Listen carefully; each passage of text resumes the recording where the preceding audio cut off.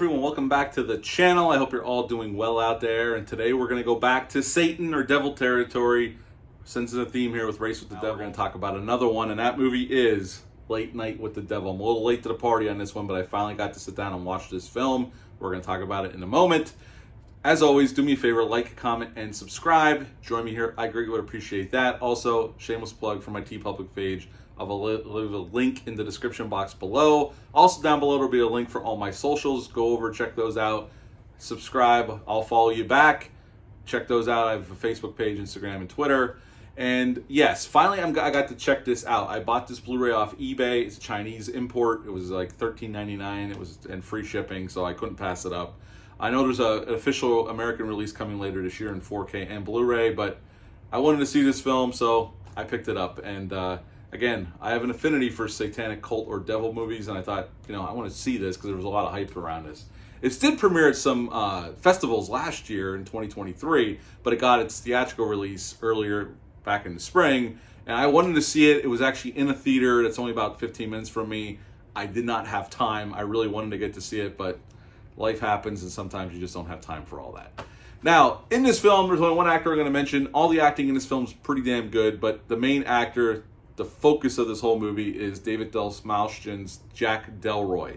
He is a late-night TV host in the 70s, trying to compete with Johnny Carson, trying to overtake Johnny Carson for the highest ratings. And I'll say up front, this movie sells that immensely, from the aspect ratio to the color choices, what they're wearing, the way the image looks on screen. I don't know if they shot this digitally or on film. I'd like to know. And the sets, the way the set is, from what I understand, they built the set so they could shoot at 360, live studio audience. And, Jack Delroy is somebody who hit it big, never quite the threshold of what Johnny Carson was doing, but he was always right behind him. But his show in recent years has been not doing quite as well, and he needs a big boost. It's sweeps week, and he needs to get his ratings up to get re-signed for another contract. His contract is coming to an end. Now, before we get into this, the movie's rated R. It's only an hour and 33 minutes long, which is one of its strengths. This was released back in March, and it made a little over $12 million when it was released in the U.S. And I think it was IFC's highest-grossing film to this point. You can correct me down below if you know differently, but I read that, so we're going to go with it. Might be rumor, I don't know. And right in the beginning of the film, we see some footage like a documentary. This is supposed to be based almost like found footage, but it's not. It's better than, I'm not a big fan of found footage, so I like this version of how they handle it. There's like a documentary with narration by the great Michael Ironsides about this lost broadcast from the 70s that shocked the world when it happened, but the tapes were lost, and now they're finally found, and they're going to show them on this program. And that's basically, we're just watching what this live broadcast was back in the 70s. And the movie takes its time. We see Jack bring out other guests, like a medium, and he's trying to read the crowd. But little weird things happen, but nothing crazy. And here the medium dies on the way to the hospital, like it's severely ill, when they bring out the next guest who likes to dispel of supernatural things. But he used to be a magician, still is, but now he dispels supernatural things that happen. And his final guests are this doctor that we get the sense that they're dating behind the scenes, and she has this patient who was being held by this cult, this satanic cult, and she believes that, this girl believes she's possessed by a demon or the devil. And this doctor is working with her, and they bring her out, and some really weird shit starts to happen.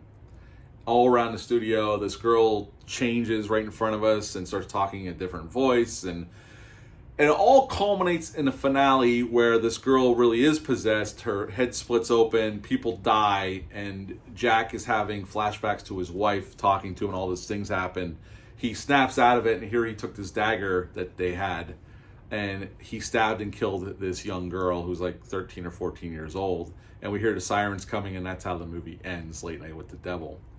What to like about this film? Well, the acting. The acting is fantastic. David Dastmalchian gives a great performance here. This is the first starring role I can think of. He's been in a ton of stuff. He was in The Dark Knight, Oppenheimer, he had a role. He was in The Suicide Squad, many other roles. But this is his first time to actually star in a movie that I could think of. And he's great here. He really does come off as a 70s or anytime talk show host. He has cheesy jokes. He's warm with the audience. He gives off that vibe.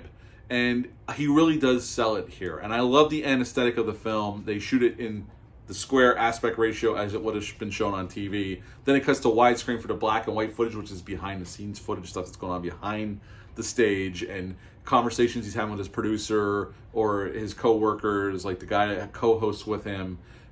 Different conversations we see going on when I go to a commercial break, and then we're back to the 70s aesthetic and the TV aspect ratio. And I loved that. I'm a sucker for that kind of stuff, and the behind the scenes stuff, I loved it. I was never bored. It takes a little bit of time to get to what us horror fans would consider the good stuff, but I was enthralled with this. I was fascinated by it. I was there for it, and I really did enjoy it. This young woman's performance that plays Lily, the little girl that's possessed, or the 12, 13-year-old that's possessed, fantastic. All the acting is great across the board. I think it's well handled here. I really did enjoy it, and they even give hints to why this is going on throughout the film with Jack. Here he was part of this secret men's club in California called the Grove, and supposedly there's rumors of them performing these weird rituals out there, and they even, because of the timeline of this film and how his contract set up, and his wife had passed away a year earlier from cancer, they set up that Jack had made a deal with the devil to have some success in his career, but he had a debt to pay back, which was his wife, losing his wife, and then now his ratings are on the decline. So this was kind of all payback from the devil. At least that's how I took it, and I think that's what they were going for here. Now, I will say, at the end, when things go batshit crazy and the girl's head splits open and we see all kinds of crazy shit happen, the makeup effects look cool. They do. And they try to do some digital effects that look like effects that would have happened in the 70s. And I appreciate that throwback retro style. I definitely do. And I appreciate that they went there. There are, however, some CGI effects that, I don't know if it's because of budget, but it doesn't come off well. That's definitely one negative that I have for this film. But overall, I really was impressed with this movie. I've heard all the hype. I've heard some people not like it as much. I can see why this movie isn't for everybody, for sure.